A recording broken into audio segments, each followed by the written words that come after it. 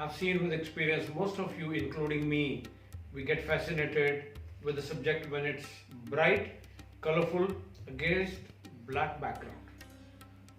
And many of you are curious to know how to get a black background against your, at the back of your subject. And most of the times it's a portrait or a flower. Now, there's no one way to shoot black background. There are many ways. First is when you are in the outdoor and suddenly you find a place where your main subject is having main light, ambient light on him, direct light, and the subject is having a shade against, in the background. That is, it could be a door, or it could be a tree or a bush, which is creating a very nice shade, and the shade is in the background of your subject. The difference between the exposure of your main subject and the background should be 3 stops or more. But in this scenario, what can happen is sometimes there can be little hot spots at the back because through the bush some light is falling through the leaves. So what you do, the main subject should not stand against the hot spot. Means it should not cover half. The main subject is here and the hot spot is here. It will become difficult for you to remove it in Photoshop. So you should have subject here, hot spot here, somewhere outside the main body line. So you can stamp it in Photoshop. Next is, if you are very keen to shoot your flower or subject or anything and you want to create a black background, if it's a flower, you can put maybe your black bag at the back, or you should carry a black cloth. If you're carrying a black cloth, it should not be glossy. It should be matte and of not thick threads.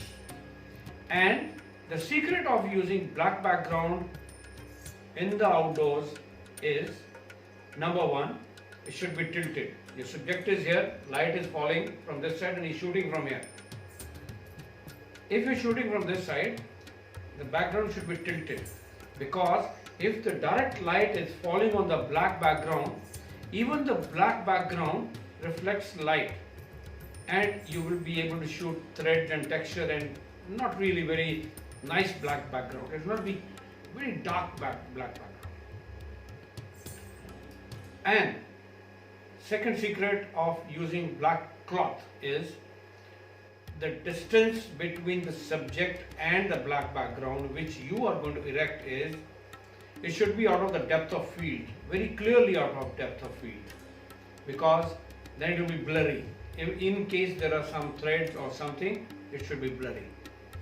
And next is, when you want to shoot inside the studio, you should use preferably a soft box with honeycomb.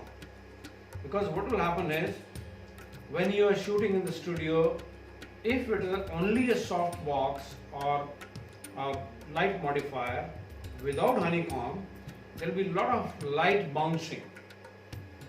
Either you use a black background in the studio, or if you don't want to use a black background, then your light should be very well controlled with a snoot or honeycomb, soft box with honeycomb.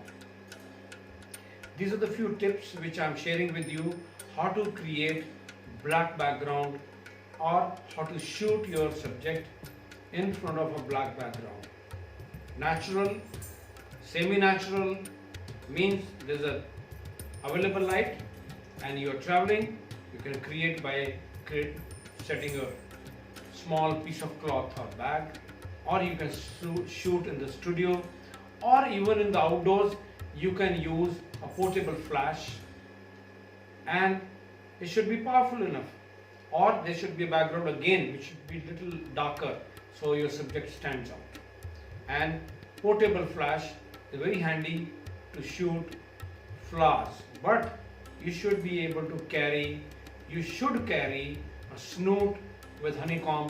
These days, a lot of third-party items are available, light modifiers are available for small flashes. You can try it. Don't be scared of a flash.